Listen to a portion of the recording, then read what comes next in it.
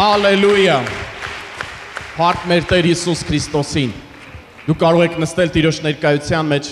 շնորհակալություն մեր փառաբանության խմբին, մեր երգչախմբին։ Հալելույա։ Գիտեք այս պահերին ոնց որ վերապրես երկնքի փառաբանությունը, ամեն, ոնց որ երկիրը մի պահ համբուրվի երկրի հետ։ Ու մենք համ առնենք երկնքի։ Փառք Տիրոջը, սիրելիներս։ Այսօր ինձ համար մեծ պատիվ է Աստծո խոսքով կիսվել Տիրոջ ժողովրդի հետ։ Եվ այսօր ես խոսելու եմ Աստծո թանկի մասին։ Իհարկե հիմա դու կասես իմ մասին։ Գիտես, այո, դու ես Աստծո թանկը, բայց ես հիմա խոսելու եմ Աստծո այն թանկի մասին, որի համար նա իր կյանքը զոհեց նրան փրկագնելու համար։ Ես խոսելու եմ եկեղեցու մասին։ Գիտես, ես եւ դու եկեղեցու մեջ ենք, եւ մենք այդ թանկի մեջ ենք։ Բայց Քրիստոս, երբ որ իր կյանքը դրեց Գողգոթյան խաչի վրա, նա արդեն իսկ ուներ իր նպատակը, թե ինչի համար է նա անում, որպեսզի երկրի վրա կազմի իր ժողովուրդը, ովքեր որ պիտի փրկված լինեն իր արյան շնորհիվ, եւ դա պիտի լինի իր եկեղեցին, որովհետեւ Քրիստոս երկրի վրա իր ծառայության ընթացքում այսպիսի մի բան հայտարարեց, սիրելիս, նա ասեց. «Այ ես կկառուցեմ, կշինեմ իմ եկեղեցին եւ դժոխքի դռները չեն հաղթի նրան»։ Մատթեոս 16:18 խոսքն է սա։ Հետաքրքիր բան է հայտարարում նա, որ ես կշինեմ իմ եկեղեցին։ Գիտես, ավետարանները գրված են հունարեն լեզվով եւ այնտեղ օգտագործված է էկլեսիա բառը, որը նշանակում է ժողով, եկեղեցին, ժողովը։ Հիսուս ասում է. «Ես իմ էկլեսիան, իմ եկեղեցին կհիմնեմ, եւ դժոխքի դռները չեն հաղթի նրան»։ Գիտես, ոչ թե դժոխքի դռները չեն հաղթի առանձին վերցրած մի հավատացյալի, մի մարդու, այլ չեն հաղթի Քրիստոսի հարսին, հալելույա։ Որտեւ եկեղեցին Քրիստոսի հարսն է, Քրիստոս փեսան է, եւ նա որպես փեսա իր անձը սիրելով եկեղեցին, որին պիտի կազմեր, որին պիտի ձևավորվեր, իր անձը դրեց։ Երբ որ մենք նայում ենք էկլեսիան, սիրելիս, դա սովորական մի ժողով չէ։ Գիտեք, հունական քաղաքակրթությունում, պոլիսներում տարբեր ժողովներ էին հրավիրվում, ամենատարբեր նպատակները քննարկելու համար։ Բայց էկլեսիան դա մի ժողով է, որը հավաքվում է մի գլխավոր նպատակի համար։ Եվ Քրիստոսի էկլեսիան, եկեղեցին, դա նույնպես սովորական մի ժողով չի, այն յուրահատուկ ժողով է, որը որ բաղկացած է փրկված մարդկանցից, վերստին ծնված, Քրիստոսին իրանց Տեր եւ Փրկիչ ընդունած մարդկանցից, Քրիստոսի անձի շուրջ, եւ որոնց գլխավոր նպատակը գիտես որն է, պաշտել Քրիստոս Հիսուսին, ամեն, պահել նրա խոսքը եւ երկրի վրա կատարել նրա կամքը։ Այս է էկլեսիայի, Քրիստոսի եկեղեցու նպատակը։ Գիտես, եկեղեցին հիմնված չի եւ կառուցված չի որևէ մեկ այլ նպատակի, որևէ մեկ այլ անձի շուրջ, այն ամբողջությամբ հիմնվել է Քրիստոսի անձի շուրջ։ Եվ նրա գլխավոր նպատակն է պաշտել նրան եւ նրա կամքը կատարել երկրի վրա։ Գիտես, եկեղեցին մարդկային նախասիրությունների, հոբիների, հետաքրքրությունների վրա հիմնված մի հասարակական կառույց չի երկրի վրա։ Գիտես, եկեղեցում մարդիկ չեն հավաքվում ինչ-որ քաղաքական, տնտեսական, մշակութային կամ որևէ այլ գաղափարախոսական, աշխարհայացքային նպատակ իրականացնելու համար։ Եկեղեցում մարդիկ հավաքվում են Քրիստոսին Տեր եւ Փրկիչ ընդունելով, որպեսզի նրա անձի շուրջ լինեն եւ ավետարանի գործը երկրի վրա կատարեն։ Ու սրանից ելնելով մենք կարող ենք հետեւյալ բնութագիրը տալ եկեղեցուն, որ եկեղեցին, Քրիստոսի եկեղեցին, Քրիստոսակենտրոնը, ինչպես որ այսօր մենք երգում ենք, եւ ես ուզում եմ մեջ բերել Հռոմեացիս թղթից 11:36 համարը, որովհետեւ նրանից եւ նրանով եւ դեպի նա է ամեն բան, նրան փառք հավիտյան, ամեն, հալելույա։ Այո, եկեղեցին էլ նրանով է, նրանից եւ դեպի նա։ Եվ այլ կերպ լինել չի կարող։ Գիտես, երբ որ մենք նայում ենք Սուրբ Գիրքը եւ ուսումնասիրում ենք եկեղեցու մասին, ինչ է ասում Աստծո խոսքը, ապա հայտնաբերում ենք մի բան, որ եկեղեցին հոգևոր շինված կա։ Հոգևոր շինված կա, որի գլուխը եւ նաեւ անկյունի գլուխը Հիսուս Քրիստոսն է։ Եվ նրա հիմքը գրված է, որ մարգարեներն ու առաքյալներն են։ Մարգարեներն ու առաքյալներ, ինչու է Պողոս առաքյալ այսպես արտահայտվում, դրանով ուզում է ասել, խորհրդանշում է հին եւ նոր ուխտերի ամբողջական Աստծո խոսքը։ Եկեք միասին բացենք Եփեսացիս 2-րդ գլուխ 19-ից 22-րդ համարները։ Այստեղ գրված է. Ուրեմն այսուհետև այլևս օտար եւ պանդուխտ չեք, այլ սուրբերի հետ քաղաքացիներ եւ Աստծո ընտանիքի անդամներ։ Թարգմանություն կա, որտեղ ասում է Աստծո հարազատներ, Աստծո ընտանիքի անդամներ։ Առաքյալների եւ մարգարեների հիմքի վրա շինված, որի անկյունի գլուխը Հիսուս Քրիստոսն է։ Մեկ ուրիշ տեղ Պողոս առաքյալը ասում է նաեւ եկեղեցու գլուխն է Հիսուս Քրիստոս, որ նրանում բոլոր շինվածքը միասին հարմարված աճում է, որ լինի սուրբ տաճար Տերով, որ նրանում դուք էլ նրա հետ շինվում եք Աստծո բնակարան հոգով։ Շատ հետաքրքիր համար է, որտեղ որ նկարագրում է եկեղեցուն, թե ինչ է արել Աստված։ Նախ ասում է, որ մենք այլևս օտար եւ պանդուխտ չենք, սիրելիներս, այս աշխարհում։ Այն պահից սկսած, երբ որ մենք Քրիստոսին հանդիպեցինք, ապաշխարեցինք, նրան Տեր ու Փրկիչ ընդունեցինք, այդ պահին այլևս Աստծո համար օտարներ չենք, այլ ինչպես որ գրված է, սուրբերի հետ երկնային արքայության քաղաքացիներ եւ Աստծո ընտանիքի անդամներ։ Ու տալիս է նաեւ, որ մենք, այսինքն եկեղեցին, առաքյալների եւ մարգարեների հիմքի վրա է շինված, որի անկյունի գլուխը Հիսուս Քրիստոսն է։ Գիտես անկյունի գլուխը որն է ցանկացած շինվածքի մեջ։ Ամենակարևոր քարն է, որով որ չափվում է ամբողջ կառույցը։ Գիտես, մեկ ուրիշ ավելի հասանելի բառով այսպես, բառերով ասեմ, շողուլի է բերում ամբողջ շինվածքը, ամբողջ կառույցը, եւ դա անկյունի գլուխն է։ Եվ եկեղեցին որպես հոգևոր շինված գրված է, որ նրա անկյունի գլուխը Հիսուս Քրիստոսն է։ Նրանով է չափվում ամեն բան։ Եկեղեցում այս հոգևոր կառույցի մեջ ամեն ինչ իր տեղն է լինում, երբ որ մենք նայում ենք ինչպես է կամենում մեր Տեր Հիսուս Քրիստոսը, որ ամեն բան լինի։ Հալելույա։ Եվ նաև ասում է հիմքը մարգարեներ եւ առաքյալներ։ Ինչու առաքյալներ հիմքը, որովհետեւ առաքյալներն էլ իրանցը չտվեցին, այլ ինչ որ Տիրոջից Հիսուս Քրիստոսից վերցրեցին, այն էլ փոխանցեցին եկեղեցուն եւ դրեցին որպես հիմք հոգևոր շինվածքի համար։ Ալելույա։ Բայց շարունակությունը շատ հետաքրքիր է, որ նրանում, այսինքն Հիսուս Քրիստոսում, բոլոր շինվածքը միասին հարմարված աճում է, որ լինի սուրբ տաճար Տերով։ Հետաքրքիր է, չէ՞։ Այդ շինվածքը կենթանի քարեր ունի եւ դրանք քրիստոնյա հավատացյալներն են։ Եվ մենք իրար հետ հարմարված Քրիստոս Հիսուսում աճում ենք ու շինվում ենք։ Որպես ինչ, որպես սուրբ տաճար Տերով։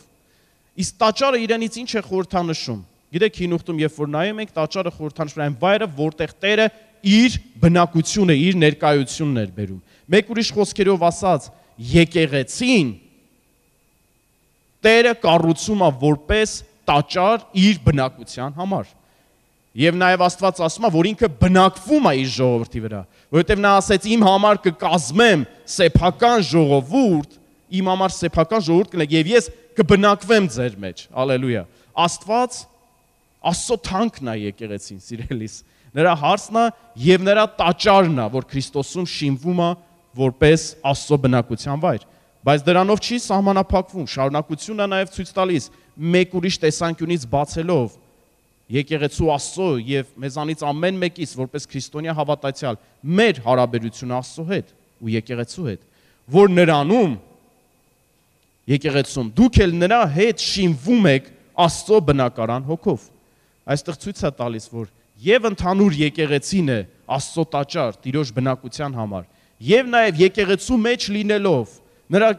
ամեն մեկս մի կենթանի քարը լինելով այդ հոգևոր շինվածքի մեջ, ինքներս էլ շինվում ենք որպես տաճար, որպես Աստծո բնակարան, Սուրբ Հոգու բնակության համար։ Եվ նաև Պողոս առաքյալը միտեղ ասում է. «Միթե չգիտեք, որ դուք էլ Աստծո տաճարն եք, եւ Սուրբ Հոգին ձեր մեջ է բնակվում»։ Ինչքան հրաշալի է, չէ՞։ Բայց երբ ենք մենք ինքներս տաճար դառնում Աստծո բնակության համար, երբ որ ինքներս գտնվում ենք Աստծո հոգևոր այդ շինվածքի եկեղեցու մեջ, որպես նրա մի կենդանի քար։ Հալելույա։ Հրաշալի է, չէ՞, այս ամեն ինչը։ Եվ նաև Պողոս առաքյալը գրում է Տիմոթեոսին եւ ասում է. ամեն մեկը իմանա ինչպես է վայել, վարվել Աստծո տան մեջ, որ է եկեղեցին սյուն եւ հաստատություն ճշմարտության։ Հալելույա։ Գիտեք, այսքան հրաշալի բնութագիր է։ Եկեղեցին Աստծո տունն է, Աստծո ընտանիքն է եւ այն Աստծո ճշմարտության սյունը եւ հաստատությունն է։ Հալելույա։ Գիտես, սա նշանակում է մի բան, որ Քրիստոսի եկեղեցին, որը Աստծո տունն է, նրա գլուխը եւ անկյունի գլուխը Հիսուս Քրիստոսն է եւ նրա հիմքը մարգարեներն ու առաքյալներն են։ Եվ սրանով է որոշվում, որ դա Քրիստոսի եկեղեցին է եւ այն սյունը եւ հաստատությունը ճշմարտության։ Սերներս 33 թվականին մեր Տերը Գողգոթյան խաչի վրա դրեց իր անձը եւ նրա արյունը թափվեց։ Գիտես ինչի համար, որ ամեն մարդուս փրկության բերի եւ նաեւ կազմի իր սուրբ եկեղեցին։ Եվ ահա Գողգոթյան խաչի վրա նրա կատարած փրկagorցության արդյունքում հարությունից 50 օր անց Պենտեկոստեի տոնին թափվեց Սուրբ Հոգին եւ ինչ տեղի ունեցավ, ծնվեց եկեղեցին։ Դա գերբնական մի բան էր։ Եկեղեցու ծնունդը գերբնական մի բան էր, սիրելիս։ Եկեղեցին մարդկային մտքի մտահղացում չի։ Եկեղեցին մարդու ձեռքի գործ չի այս երկրի վրա։ Եկեղեցին աստվածային բնույթ ունի, աստվածային էություն ունի, այն Աստծո ծրագիրն էր, Աստծո մտահղացումներ, որը ստանալու համար Հայր Աստված տվեց իր ամենաթանկը, իր միածին որդուն, եւ Հիսուս հոժարությամբ ընդունեց խաչի ճանապարհը, այդ զոհը, որ կատարի, որպեսզի իր եկեղեցուն կազմի։ Հալելույա։ Եվ գիտեք, երբեմն ես հանդիպում եմ այնպիսի մարդկանց, այնպիսի արտահայտությունների եւ վերաբերմունքի եկեղեցու նկատմամբ եւ Հիսուսի նկատմամբ, ու այդ վերաբերմունքը այնքան տարբեր է լինում, որ ես զարմանում եմ։ Հիսուսին փորձում են վերաբերվել, այո, որպես Փեսայի, որպես Տիրոջ, որպես իրենց Աստված, բայց մի տեսակ սենց անտեսում ու մի տեսակ նսանմացնում են եկեղեցին, Փեսայի հարսին։ Բայց ուզում ես այդ ժամանակ հարցնել. միթե մենք կարող ենք մտածել ու պատկերացնել, որ Հիսուսը այնպիսի Փեսա է, որ կարող է իրեն լավ զգալ, երբ որ իր մասին լավ են արտահայտվում, բայց իր հարսի վերաբերյալ լավ չեն արտահայտվում։ Հիսուսը այդպիսի Փեսա չի, սիրելիս։ Նա մեր հասկանալի լեզվով ասած, շատ թասիբով Փեսա է, ու իրեն չի տարանջատում ու չի անջատում իր հարսից, որովհետև նրա լինելու համար իր անձն է դրել եւ իր արյունն է թափել։ Ինչպես մենք կարող ենք պատկերացնել, որ կարող է իրեն լավ զգալ, երբ որ ինչ-որ մեկ ասում է, այո, ես Հիսուսին սիրում եմ, ես Հիսուսին պատվում եմ, նա իմ Տերն է, բայց եկեղեցին դե գիտեք, դե թերի է, դե կատարյալ չի եկեղեցին, դե այդքան էլ չեմ ուզում եկեղեցու հետ լինեմ։ Գիտես, Հիսուսը գալու է իր հարս եկեղեցու հետևից։ Նա այդպես է ասել։ Եվ մեզանից է կախված։ Մենք կլինենք այդ հարս եկեղեցու մեջ մինչև վերջ, թե ոչ, որովհետև նա ասել է, որ գալու է իր հարսի հետևից։ Ու անկախ նրանից, որևէ մեկը պատվում է, թե չի պատվում հարսին, արժանի կերպով, որպես Հիսուսի հարսի, Աստծո աչքերի առաջ իր եկեղեցին թանկա եւ մեկն է, որի համար ինքը պատրաստ է եղել իր կյանքը տալու։ Հալելույա։ Բայց ինչ տեղի ունեցավ, սիրելիս, այն օրը, Պենտեկոստեի օրը, երբ որ Սուրբ Հոգին թափվեց եւ Սուրբ Հոգու կողմից կնքվեց ու ծնվեց եկեղեցին զորությունով։ Գիտես, Պետրոս առաքյալը, որին որ Հիսուս Քրիստոսը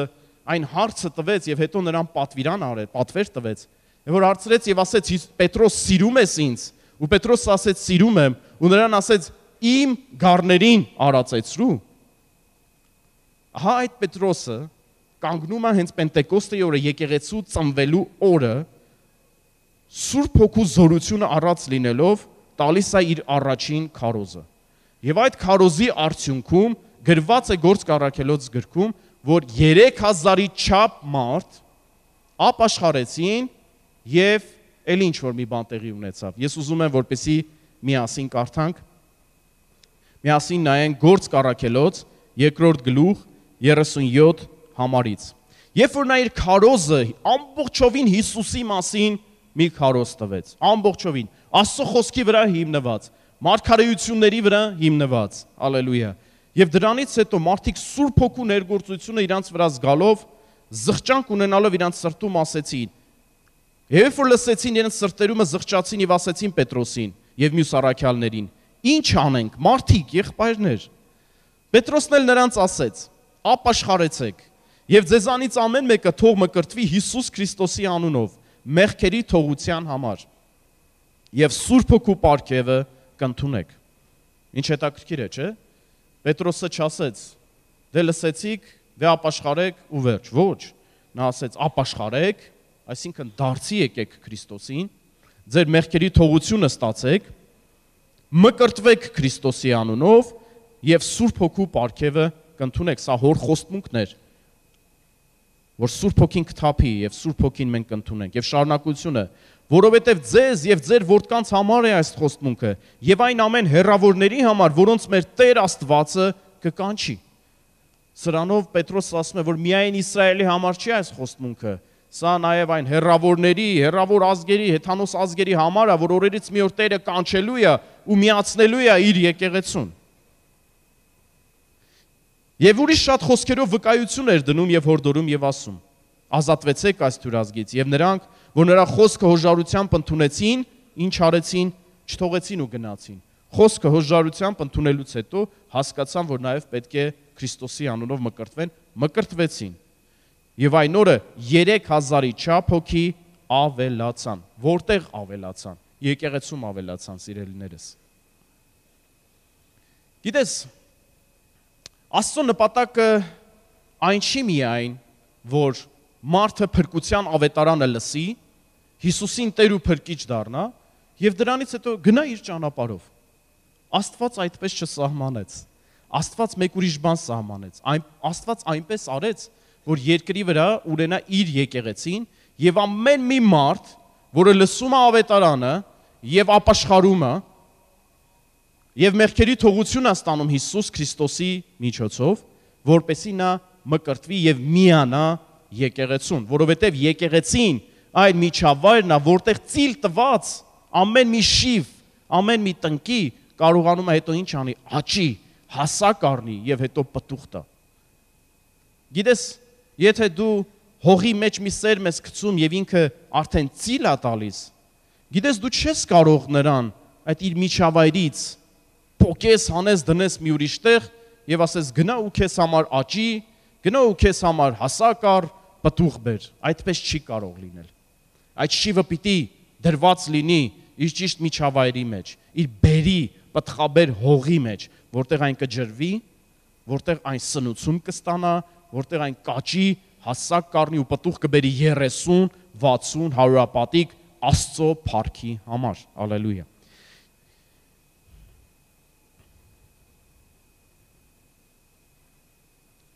Փառք Տիրոջը։ Գիտեք, սիրելիներս, ես կուզենամ, որպեսզի մենք միասին բացենք առաջին Տիմոթեոս 2-րդ գլուխ եւ 3-ից 4-րդ համարներ ընթերցենք, որովհետեւ սա բարի եւ ընդունելի է մեր Փրկիչ Աստծո առաջին, որ կամենում է, որ ամեն մարդիկ փրկվեն եւ ճշմարտության գիտությանը գան։ Այստեղ ինչ ենք տեսնում, Աստծո նպատակը, ասում է բարի եւ ընդունելի է մեր Փրկչի առաջ, որ նա կամենում է ամեն մարդիկ փրկվեն, այսինքն փրկության ավետարանը լսեն եւ Քրիստոսին ընդունեն իրենց սրտերի մեջ, բայց շարունակությունը, որ ճշմարտության գիտությանը գան։ Իսկ որտեղ պետք է փրկված մարդը ճշմարտության գիտությանը գա, որտեղ նա պետք է ճանաչի իր Աստծուն, որտեղ պիտի նա լծվի իր Աստծո կամքի գիտությամբ, որտեղ նա պիտի հասակ առնի, հասունություն ստանա, եթե ոչ եկեղեցում, Աստծո ընտանիքի մեջ։ Ուրիշ վայր, ուրիշ տեղ այս երկրի վրա աշխարհում չկա, որտեղ որ նոր ծնված Աստծո զավակը կարողանա Տիրոջը ճանաչի եւ նրա մեջ հաստատվի։ Գիտեք, աշխարհում լսել եք այսպիսի արտահայտություն կա, սովորաբար լինում են այդպիսի մարդիկ, որ իրենց մասին են այդպես արտահայտվում, կամ ուրիշներն են նրանց մասին ասում են միայնակ գայլ է։ Այսինքն նկատի ունեն, որ ինքը սովոր է ամեն ինչ մենակով անելու, ինքը մենակ է լինում։ Թիմի հետ չի, ընդհանրապես ուրիշ մարդկանց հետ չի սիրում գործ անել։ Ինքը իրենով, մենակով, միայնակ գայլ է։ Բայց գիտեք, այս արտահայտությունը ընդհանրապես չի վերաբերվում քրիստոնյային,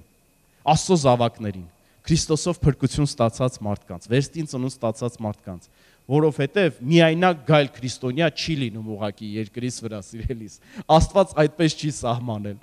Այդ միայնակ գայլ քրիստոնյան օրերից մի օր ինչքան էլ իրան զորավոր զգա, ինչքան էլ իրան ուժեղ զգա, ինչքան էլ համարի, որ ինքը լցված է Աստծո խոսքով եւ զորությունով, մի օր իր զորության աղբյուրները ցամաքելու են, սիրելիս։ Օրերից մի օր նա հասկանալու է, որ ինքը այլևս Աստծո կյանքով չի ապրում, այլևս Աստծո կամքով չի շարժվում, այլևս էլ Տիրոջ մեջ չի, միգուցե դրա պատրանքը կա, միգուցե դրա խաբկանքը կա, միգուցե դեռ ինքը իրեն հույս է ներշնչում, որ ինքը այդպիսին է, բայց իրականում այդպես հնարավոր չի։ Աստծո կյանքի աղբյուրները նա դրեց իր եկեղեցու մեջ, հալելույա, որովհետև ասեց, որ ինքը կբնակվի իր ժողովրդի մեջ, եւ իր եկեղեցին ինքը կառուցում է որպես տաճար Տիրոջ բնակության համար։ Գիտես, քրիստոնյան պիտի ունենա հոգևոր ընտանիք, եկեղեցական համայնք, որին ինքը պատկանում է, որտեղի սեղանից ինքը հաց է ուտում, որտեղ վեմ կա, որից ջուր է բխում, հոգևոր ջրի մասին եմ խոսում եւ հոգևոր կերակուրի, սիրելիս, որտեղի ջրից ինքը խմում է եւ որի շինությանը ինքը ծառայում է։ Դա շատ կարեւոր է, որպեսզի մենք այս ամեն ինչը հասկանանք, որ նա Աստծո կամքը։ Եվ քրիստոնյան պատկանելով այդ ընտանիքին, պիտի ոչ թե այդ ընտանիքի հառաչանքի եւ խնդիրների պատճառը լինի, այլ պետքա օրհնություն լինի այդ ընտանիքի համար։ Սա է Աստված սահմանել, որ ամեն մեկս լինենք այն հոգևոր ընտանիքի անդամը, որը կանք, այդ ընտանիքի համար օրհնություն եւ ծառայենք այդ ընտանիքի շինության համար։ Եկեք անկեղծ լինենք։ Երբ որ մարդը ունի իր ընտանիքը եւ ինքը լավ ընտանիքի անդամ է, ամեն ինչ անում է, չէ՞, որ իր ընտանիքին ամեն բան լավ լինի, բարօրություն լինի, օրհնություն լինի, կերակրված լինեն, ուտելիքը տեղը լինի, հա, աշխատում է, ամեն բան անում է իր ձեռքից գալու։ Եվ այդ մարդուն ասում են ընտանիքի մարդ է։ Ամեն բան անում է իր ընտանիքի համար։ Գիտես, եկեղեցին էլ քրիստոնյաներիս, Աստծո զավակներիս ընտանիքն է, եւ մենք այդ ընտանիքի անդամն ենք։ Եվ այդտեղ մենք հաց ենք ուտում, եւ այդտեղ մեր տեղի ջրից, Աստծո ջրերից մենք խմում ենք, եւ նաեւ պետքա մեր բաժինը բերենք, որպեսզի այդ ընտանիքի համար շինություն լինենք եւ օրհնություն լինենք։ Եթե համաձայն ես, ասա ամեն։ Փառք Տիրոջը։ Գիտես, նաեւ կա այսպիսի մի արտահայտություն, որ անում են մարդիկ, ասում են, ես ճիշտ է, որևէ եկեղեցու անդամ չեմ, բայց ես Քրիստոսի ընդհանրական եկեղեցու անդամն եմ։ Գիտես, այդպես չի լինում։ Եվ ես կասեմ, թե ինչու այդպես չի լինում։ Այո, կա Քրիստոսի ընդհանրական եկեղեցին, որը գիտես ինչպիսին է, անտեսանելի է։ Ոչ մեկս չենք կարող տեսնել, շոշափել Քրիստոսի ընդհանրական եկեղեցին։ Ինքը շատ մեծ է եւ ոչ միայն բաղկացած է այն քրիստոնյաներից ու հավատացյալներից, որ այսօր երկրի վրա ապրում են, այլ նաեւ բաղկացած է նրանցից, ովքեր Քրիստոսով ննջեցին եւ Աստծո ներկայության մեջ հիմա ողջ են ու երկնքում են, հալելույա։ Այդքան մեծ է Քրիստոսի ընդհանրական եկեղեցին եւ այն տեսանելի ու այդքան շոշափելի չի։ Ես ուզում եմ ընթերցել Եփեսացիս 3:15 խոսքը, այստեղ ասում է, որից Հիսուսից, Աստծուց ամեն նահապետություն երկնքումը եւ երկրումս անուն է առնում։ Հասկանում եք։ Աստծո ընտանիքը, Աստծո եկեղեցին բաղկացած չի միայն երկրի վրա գտնվող հավատացյալներից, այլ նաև արդեն իսկ երկնքում գտնվողներից, որովհետև նրանից է սկիզբ առնում ամեն նահապետություն երկնքում եւ երկրի վրա։ Բայց, սիրելիներս, կա նաև լոկալ եկեղեցին, տեղային եկեղեցին, որը շատ տեսանելի է ու շատ շոշափելի է։ Ու գիտես, հավատացյալ քրիստոնյան Քրիստոսի ընդհանրական եկեղեցու մասակազմում, երբ որ ինքը անդամ է լինում Քրիստոսի որևէ տեղական եկեղեցու։ Հալելույա։ Ու սա շատ կարևոր է հասկանալ, որովհետև այդպես չի, որ ուղղակի վերացական ես եկեղեցուն եմ պատկանում Քրիստոսի։ Քրիստոսի պատկանելությունը երևում է նաև շատ կոնկրետ եկեղեցական պատկանելության մեջ։ Հալելույա։ Ինչ որ մեկը կասի, իսկ ինչա չկա այդպիսի մի մարդ, որ կարող է եկեղեցու անդամ չլինի, Տիրոջ անունը կանչի ու փրկվի։ Կարող է այդպես լինի։ Աստծո ողորմությունը շատ մեծ է։ Բայց գիտես, ես բացառությունների մասին չեմ խոսում։ Ես խոսում եմ օրինաչափության մասին, ես խոսում եմ Աստծո կամքի մասին, ես խոսում եմ Տիրոջ կատարյալ օրհնության մասին, որը որ եկեղեցու մեջ է, հալելույա։ Ու երանելի է այն մարդը, ով որ Քրիստոսի եկեղեցու մեջ տնկված է ու նրա ջրերի մեջ է սնվում, նրա արմատները եւ նա հասակ է առնում։ Փառք Տիրոջը։ Սիրելիս, երբեմն մարդիկ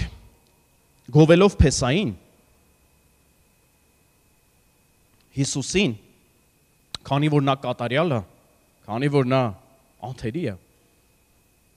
որոշ վերապահումներ ունեն հարսի նկատմամբ։ Եվ ես ուզում եմ ասել սիրելիս, այո, երկրի վրա կատարյալ եւ անթերի եկեղեցի չկա։ Եթե ինչ-որ մեկը կպտտի ամբողջ աշխարհը կգտնի այդպիսի եկեղեցու ինձ կասի, որ դա կատարյալ է, ես կուզենամ տեսնել իհարկե։ Բայց ես վստահ եմ եւ համոզված եմ, որ կատարյալ եւ անթերի եկեղեցի չկա, բայց ես քեզ կասեմ, ինչպիսի եկեղեցի կա, որը եւ Աստծո սրտով է եւ նրա սրտի համեմատ է։ Շատ եկեղեցիներ կան եւ դրանցից մեկը թույլ տուր ասեմ, որ մեր եկեղեցին է, որը Քրիստոսին անկեղծ սիրով եկեղեցի է։ Հալելույա։ Փառք Տիրոջը։ Շատ եկեղեցիներ կան, ու մեկը մեր եկեղեցին է, որ մենք կատարյալ եւ անթերի չենք, բայց մենք պատվում ենք Տիրոջ խոսքը եւ ուզում ենք նմանվել նրան, ու մենք այդ ճանապարհին ենք։ Հալելույա։ Մենք անթերի ու կատարյալ եկեղեցի չենք, բայց մենք մեր սրտում դրել ենք, որպեսզի մեր Տիրոջը պաշտենք, նրան հետևենք, նրան աղոթենք ու երկրի վրա նրա գործը անենք, հալելույա։ Իսկ մեզ հասունացնելը, կատարյալ սարքելը Աստծո գործն է, հալելույա։ Սուրբ Հոգու գործն է, որ շարունակաբար նա անում է, հալելույա, ամեն, իր պարգևների միջոցով, հենց անմիջապես Սուրբ Հոգու ներգործության միջոցով։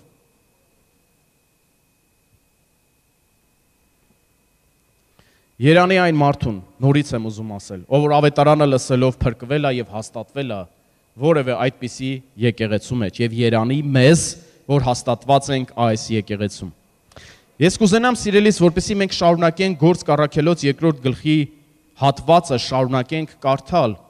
թե ինչ տեղի ունեցավ այն բանից հետո, երբ որ Պետրոսի քարոզը լսեցին մարդիկ, երբ որ ապաշխարեցին, Քրիստոսի անով մկրտվեցին եւ գրված է 3000 հոգին էլ ավելացան եկեղեցուն, միացան եկեղեցուն։ Եվ ինչ էր կատարվում դրանից հետո։ Այստեղ տրվում է եկեղեցական կյանքի նկարագրությունը, եւ դա այնքան պարզ է, եւ դա այնքան հեշտ է, եւ դա այնքան մեծ օրհնություն է, սիրելիս, հալելույա։ Եվ մենք անչված չենք դա բարդացնելու, ավելի, չգիտեմ, անհասկանալի պատկերացնելու։ Եկեղեցական կյանքը շատ պարզ է, բայց շատ մեծ զորություն ու գերբնական բան կա այդ պարզության մեջ։ Եկ միասին ուղակի նայենք։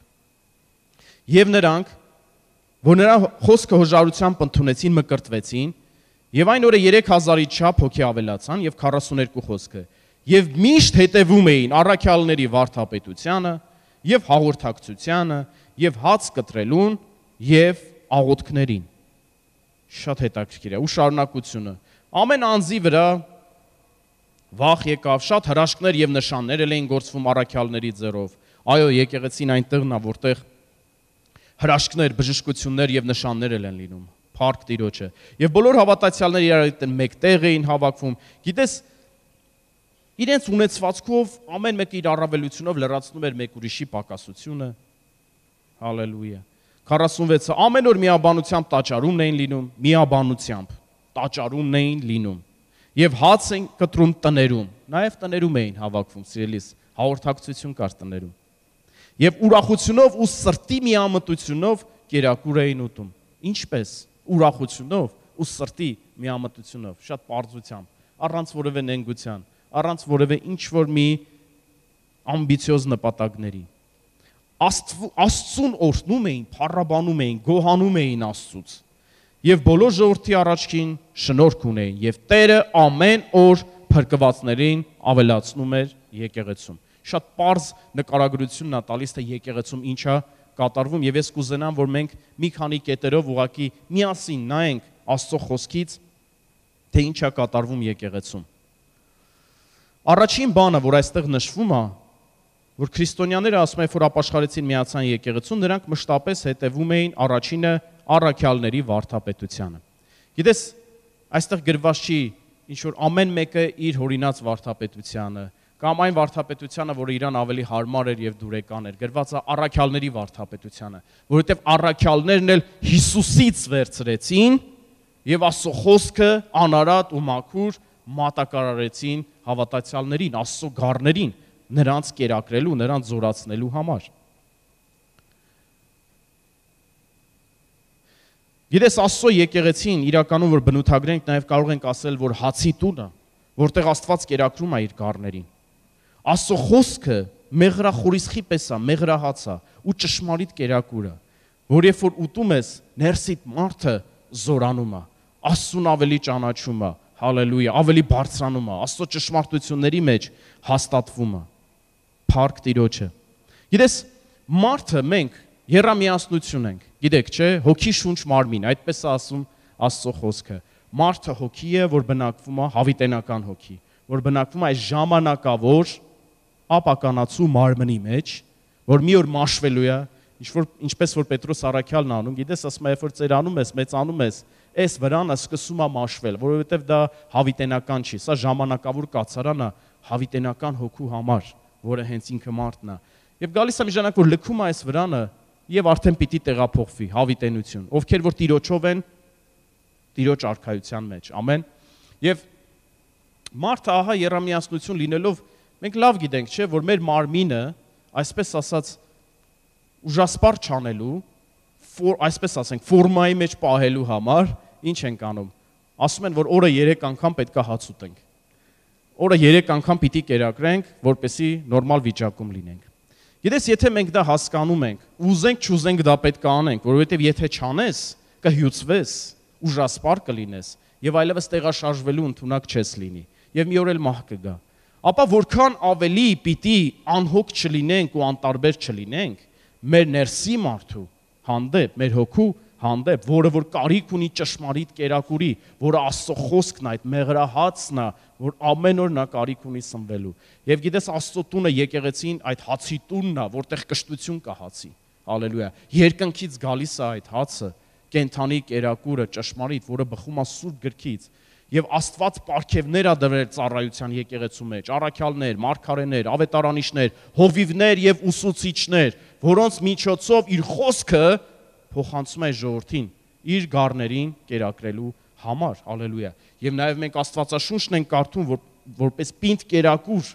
ամեն, ուտելու, սնվելու եւ զորանալու համար։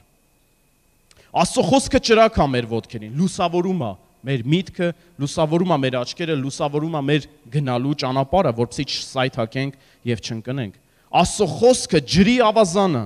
որը մաքրում է մեր ներսը, նորոգում է մեր մտածելակերպը։ Այս որ ասում եմ ճրագը, որ ասում եմ ջրի ավազանը, Աստվածաշունչն է վկայում Աստծո խոսքի մասին, հենց այսպես։ Ջրի ավազան, ինչու ջրի ավազան, որովհետև երբ որ Աստծո խոսքը գալիս է մեր ներսը, ջրի նման սկսում է մաքրել մեզ։ Համաձայն ես, որ այսօր էլ մենք մեր ներսում ունենք բաներ, ինչքան էլ թեկուզ 20 տարի, 30 տարի քայլենք Տիրոջ հետ, մեր ներսում ունենք բաներ, որ մենք կարիք ունենք, որ Աստծո խոսքի այդ ջրի ավազանը գա մեր ներսը ու նորից մաքրի։ Նորից այդ ավազանը գա մեր մտքի մեջ եւ մեր մտքերը նորից նորոգություն տա։ Եվ սա մշտական ընթացք է։ Ու եթե մենք եկեղեցում չլինենք, սիրելիներս, մենք այս ընթացքի մեջ չենք լինի։ Եկեղեցու օրհնություններից մեկն այն է, որ այն հացի տուն է եւ մենք այնտեղ ենք եւ Աստված կերակրում է մեզ իր խոսքով։ Աստծո խոսքը նաեւ բարի սերմ է։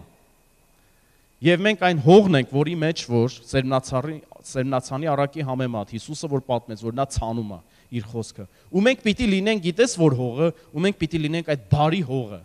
Իսկ բարի հողը ունի հատկանիշ։ Դուք ասես որն է։ Ես ասեմ որն է։ Բարի հողը, երբ որ սերմը ցանում է իր մեջ, գիտես ինչ անում, համաձայնվում է նրա հետ, ընդունում է նրան եւ կատարում այն, հնազանդվում է նրան։ Գիտես, երբ որ Աստծո ճշմարտությունը, Աստծո ճշմարիտ կերակուրը գալիս է, մեր ականջներով լսում ենք, մեր աչքերով ընդունում ենք եւ ներս է գալիս, ու մենք համաձայնվում ենք Աստծո ճշմարտության հետ, ու մենք ընդունում ենք այն, ու հնազանդվում ենք դրան, մենք դառնում ենք պտղաբեր, մենք հասունանում ենք եւ ինչպես որ գրված է 30, 60 եւ 100-ապատիկ ընդունակ ենք լինում, պտղաբեր լինենք Աստծո արքայության համար, մեր Տիրոջ համար։ Սաղմոս 19-ում այսպես է գրված Աստծո խոսքի մասին. Տիրոջ օրենքը անարատ է։ Սաղմոս 19-7-րդ համարից։ Հանգստացնում է հոգին։ Հալելույա։ Որտեղ հանգստացնես քո հոգին։ Հիշում եք մեր հովիվ Արտուր Սիմոնյանը նախորդ ծառայության ժամանակ խոսում էր հոգևոր հոգնածության մասին։ Երբ որ դու ուզում ես հանգստանաս ու ոնց կհանգստանաս, քնելով չես հանգստանում։ Լողափին պարկելով դա չես կարող այդ ներսի հանգստությունը ստանալ։ Ու այստեղ ինչ է ասում, ասում է Տիրոջ օրենքը անարատ է, հանգստացնում է հոգին, երբ որ լցվում ես դրանով, սիրելիս։ Տիրոջ վկայությունը ճշմարիտ է, իմաստուն է անում պարզամիտին։ Գիտես չես հասկանում իրավիճակներդ, ոնց, բայց եկեղեցում լինելով մեկ էլ Աստծո խոսքն է գալիս քեզ ու իմաստություն ես առնում ու հասկանում ես, թե ոնց պիտի վարվես, գիտես, եկեղեցում լինելով մարգարեական խոսք է հնչում, քո համար Աստված ապագա եւ հույս է տալիս, ալելույա, ուրիշ որտեղ պիտի դա ընդունես, ոչ միտեղ, Աստծո եկեղեցու մեջ։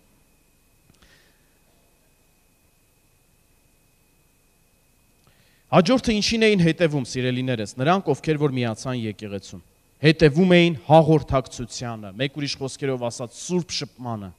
Այստեղ հունարերում օգտագործված է կայնոնիա բառը, որը նշանակում է սուրբ շփում, Աստծո ներկայության մեջ, Աստծո բաների վերաբերյալ շփում ունենալով։ Գիտես, եթե եկեղեցին հոգևոր շինված կա ու մենք նրա կենթանի քարերն ենք, այդ քարերը իրար հետ պետքա շփում ունենան։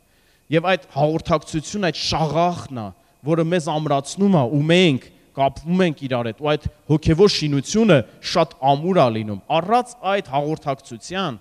չկա ամուր հոգևոր շինություն, չկա ամուր եկեղեցի։ Աստված այդպես սահմանեց, որ հոգևոր հաղորդակցություն լինի Աստծո եկեղեցու մեջ։ Գիտես, հաղորդակցությունն է լինում, այո, շաբաթ կիրակի, երբ որ մենք հավաքվում ենք, ծառայությունից առաջ, ծառայությունից հետո իրար տեսնում ենք, իրար հետ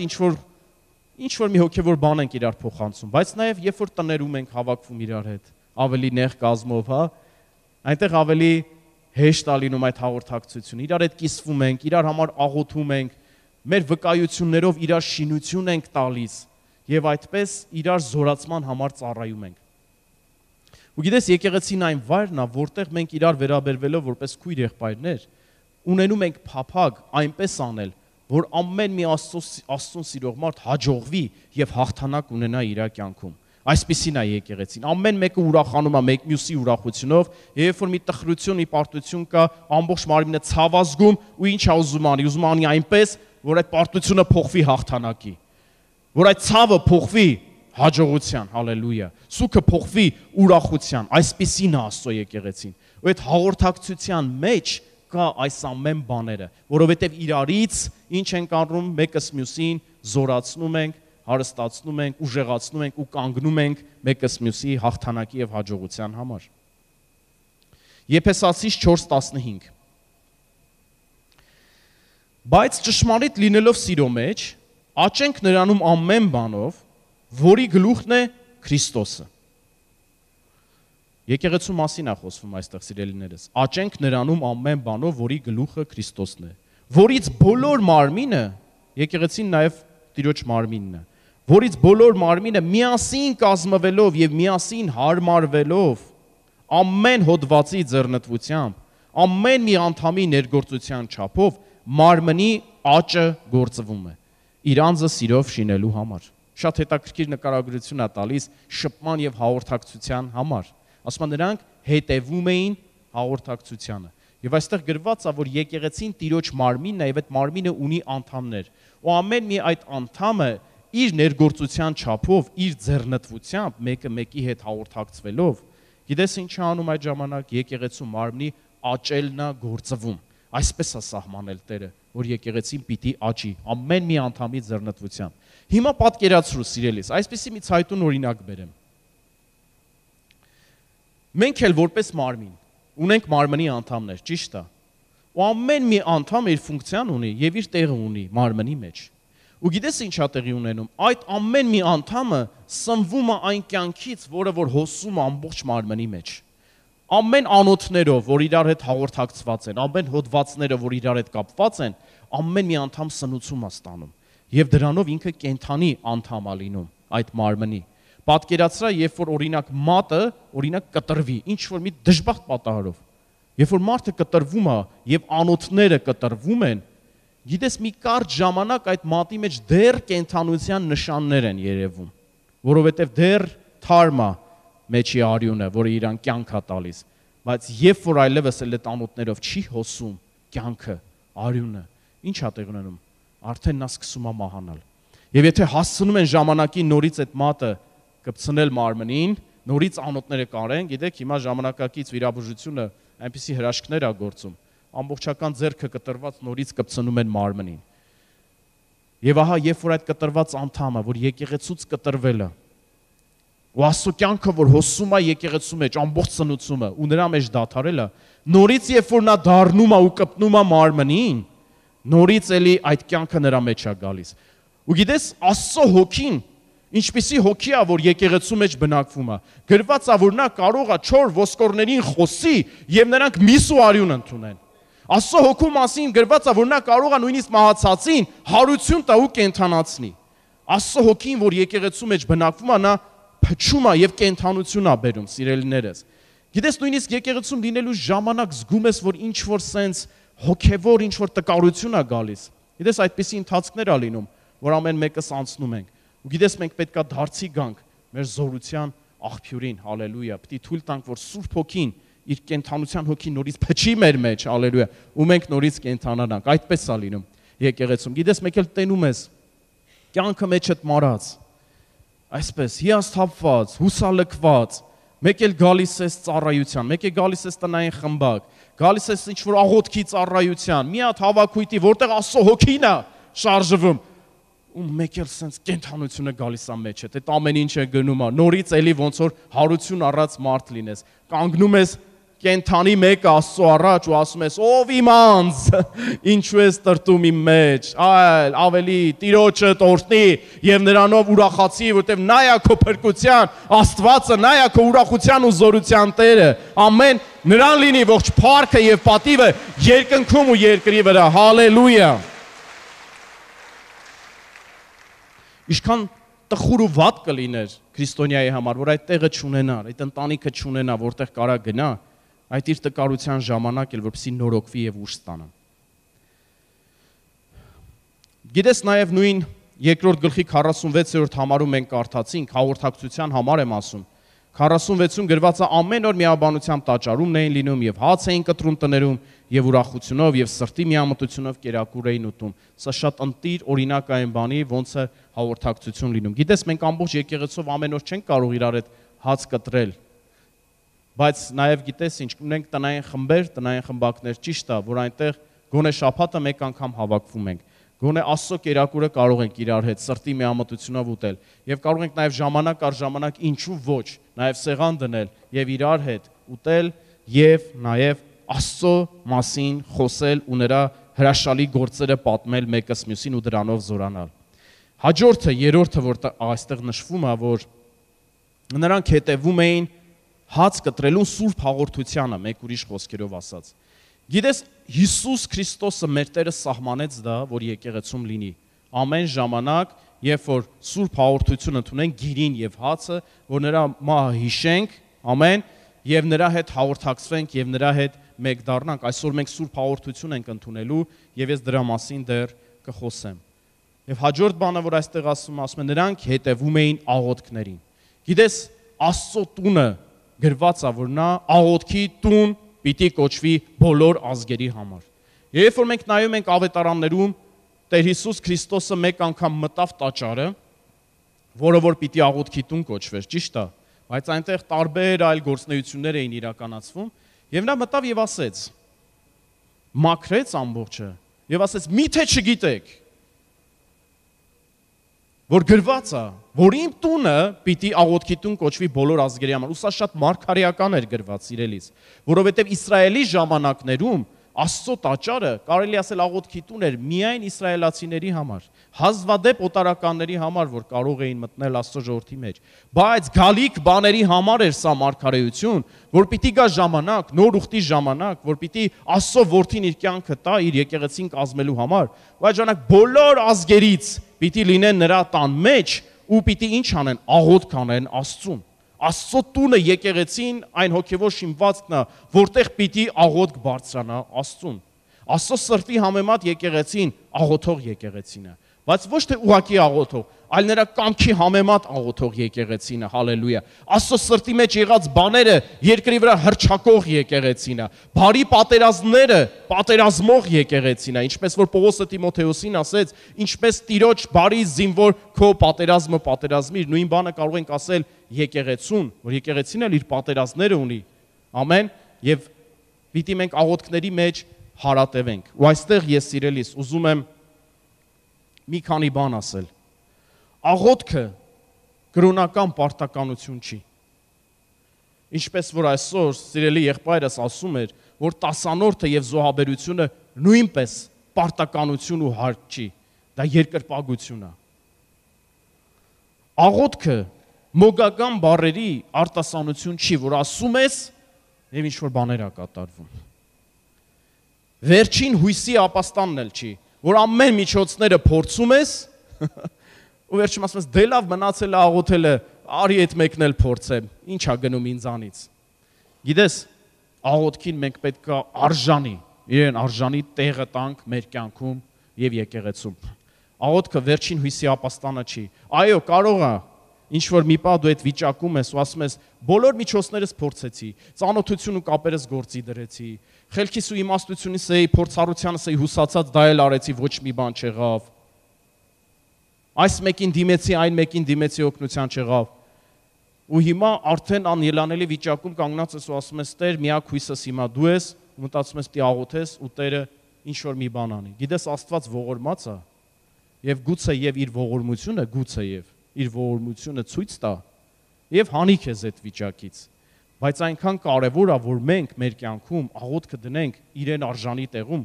որ դա վերջին հույսը չի, սիրելիս, դա Աստծո հետ մեր կապն է, դա Աստծո հետ մեր Տիրոջ հետ, մեր Փրկչի հետ մեր շփումն է, աղոթքը դա Հիսուսի հետ առանձնացված տեղում մեր հանդիպումն է,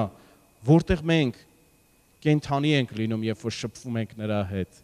ողջ ենք լինում, արթուն ենք լինում, նրանից բաներ ենք առնում եւ դա մեզ հաղթական է սարքում այս երկրի վրա, սիրելիս։ Նրանից մի հատ խոսք է գալիս եւ վարվում ես դրա համեմատ ու հաղթանակդ երևացող է լինում ու Տերը հայտնապես հատուցանում է, որտեվ կանգնած է այդ խոսքի հետևում։ Փառք Տիրոջը, հալելույա։ Գիտես, աղոթքը պարտականություն չի,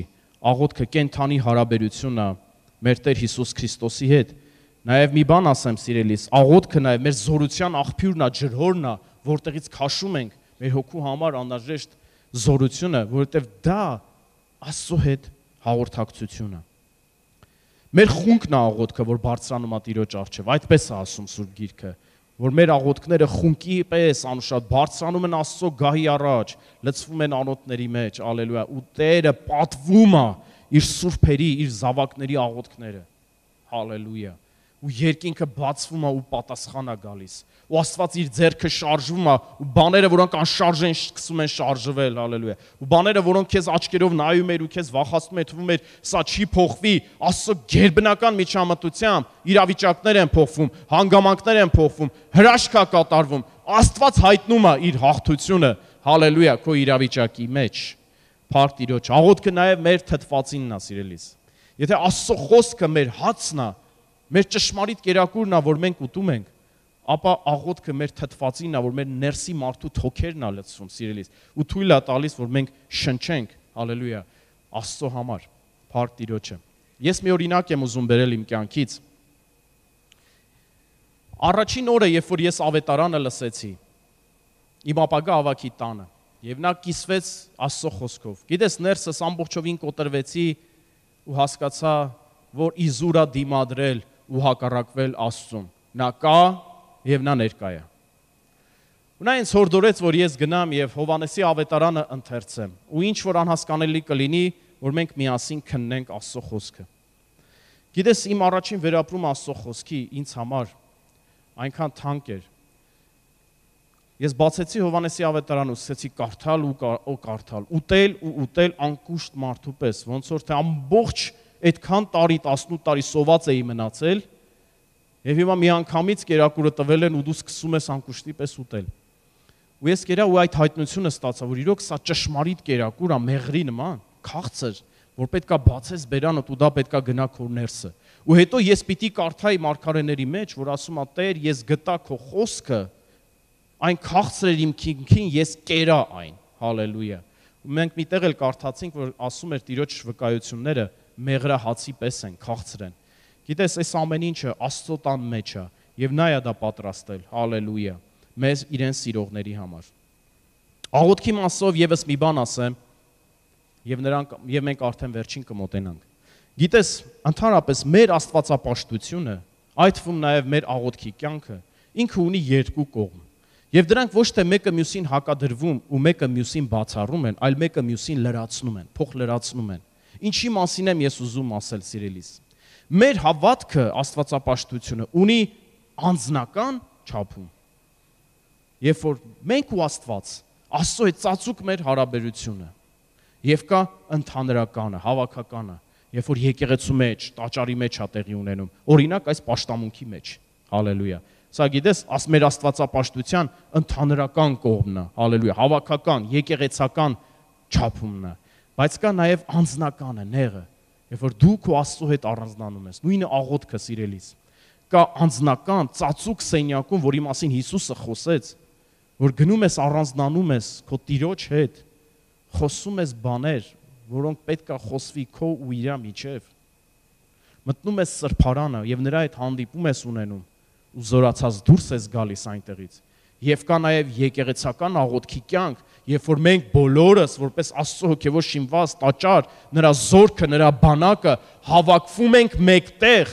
ամեն խնդրվածքները գոհությունով մեր հորը հայտնի դարձնելու համար, եւ նա լսում է եւ նա պատասխանում է։ Գիտես, աստվածապաշտության մեջ մեզ վարժվել է պետք, երկու առումներով էլ, անձնական եւ ընդհանուր, եկեղեցական, որովհետեւ առանց մեկը մյուսի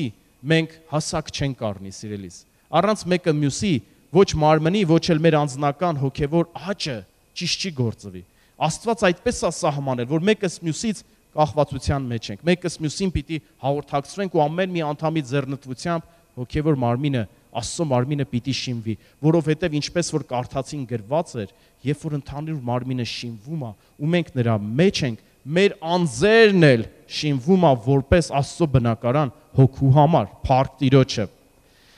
Եվ գիտես, շարունակությունը նաև շատ հետաքրքիր բաներ է ասում։ Նույն Գործք առաքելոց 2-րդ գլուխ։ Ասում է նրանք միաբան էին, հավաքվում էին իրար հետ, լրացնում էին միմյանց կարիքները, շատ պարզ է ամեն ինչը։ Մեկի առավելությունը կարա լրացնի մյուսի պակասությունը, գիտես, այս հարցում էլ մենք պետք է նրբանկատ լինենք մեկս մյուսի հանդեպ, ինչպես որ էլի թանկագին եղբայրս վկայեց, հա։ Թե ինչպես այդ պահին, երբ որ գիտես առավելություն չէր այդ պակասությունը, բայց մեկը Աստծոց հայտնություն առնում։ Իմ եղբայրը պակասություն ունի ու հիմա իմ առավելությունը կարա լրացնի նրա պակասությունը։ Հալելույա։ Եթե մենք սովորենք լսել Աստծո ձայնը, Սուրբ Հոգու ձայնը, սիրելիս, ճանաչենք այդ ձայնը ու վարվենք այդ ձայնի համեմատ, գիտես, այնպիսի բաներ կարող են տեղի ունենալ, որոնք որ այդ չափով տեղի չեն ունենում, բայց եթե մենք վարվենք Սուրբ Հոգու հուշածով, Սուրբ Հոգու դրդածով, այնպիսի բաներ կլինեն, որ այսպիսի վկայությունները, գիտես, շատ կլինեն, անհամեմատ ավելի շատ կլինեն, այսօր կա և փառք Աստծուն դրա համար, որովհետև էլի վկայություններ կարող ենք ասել, ինչպես լսեցինք Սուրբ Հոգու ձայնը, արեցինք այսպես եւ մարդը մխիթարությունը սփոփանք ստացավ։ Լսեցինք Սուրբ Հոգու ձայնը, արեցինք այսպես եւ մեկը փառք տվեց Աստծուն, ասեց՝ սա պատասխան էր երկնքից իմ Աստծուց։ Սա գիտեի միայն ես եւ Աստված, հալելույա։ Գիտես, արժանա, որ այսպիսի վկայությունները եկեղեցում շատ եւ հզոր լինեն։ Եվ գրած է նրանք օրհնում էին, փառաբանում էին Աստծուն։ Այնքան պարզ է եկեղեցական կյանքը, սիրելիս։ Հաղորդում էին, Աստծո խոսքի մեջ էին, հաղորդակցվում էին իրար հետ։ Ես կխնդրեմ, որպեսզի նվագողները բարձրանան։ Աստծո ձայնը լսում, միմյանց կարիքներին հաղորդակից էին լինում։ փառաբանում ու գոհանում էին իրանց սրտից։ Եվ դրա արդյունքը գիտեք ինչ էր լինում, ասում է, եւ Տիրոջից շնորհք էին առնում ժողովրդի առաջ։ Հալելույա, փառք Աստծուն։ Ու էլի արդյունքը։ Եվ ասում է, ամեն օր փրկվածների թիվը ավելանում էր եկեղեցում։ Հալելույա, փառք Տիրոջը։ Գիտես, մենք մեր մասն ենք անում, մենք մեր բաժինն ենք անում, Աստված էլ իր բաժինն է անում։ Աստված գիտի, ինչպես անի փրկվածների թիվը եկեղեցում ավելացնելու։ Նա գիտի ինչպես շնորհք տա եկեղեցում ժողովրդի առաջ։ Նա գիտի ինչպես վերջ փրկվածներին իր սրով ողորմությամբ քաշի դեպի եկեղեցին, հալելույա։ Ու երբ որ եկեղեցին հարատևում այս բաների մեջ, առաքյալների վարդապետություն, Աստծո ճշմարիտ կերակուրը, աղոթքները, հաղորդակցությունը, սուրբ հաղորդությունը, հաց կտրելը, Տիրոջը օրհնելը, նրան գովաբանելն ու փառաբանելը, հալելույա։ Միմյանց հանդեպ ուշադիր լինելը, մեկս մյուսին իրարից բարձր դասելը եւ իրար պատիվ տալը։ Մեկս մյուսի հետ իրար հետ ծառայակից լինելով, իրար հաջողությունն ու հաղթանակը փնտրելը, հալելույա։ Մեկս մյուսի հաջողություններով ուրախանալը, այլ ոչ թե նախանձելը, այլ ոչ թե ասել ինչու Տեր նրան, բայց ոչ ինձ, այլ անկեղծ սրտով ուրախանալը, անկեղծ եղբայրասիրությունը, հալելույա, մեկս մյուսի հանդեպ։ Եվ Տիրոջ խոսքով կիսվելը։ Այս ամեն ինչը բերում է նրան, որ Աստված շնորհք է շատացնում, շնորհք շնորհքի վրա։ Ինչպես Հիսուսը ասեց, կընդունեք շնորհք շնորհքի վրա։ Տերը շնորհք ուղարկի, էլի հաջորդ իրավիճակում էլի իր շնորհքը ցույց կտա, հետո էլի կիչացնի իր շնորհքը, ու ամեն օր փրկվածների թիվը եկեղեցում կավելանան։ Միթե սա հիասքանչ չի։ Փառք Տիրոջ, եկեք ոտքի կանգնենք, սիրելիներս։ Hallelujah.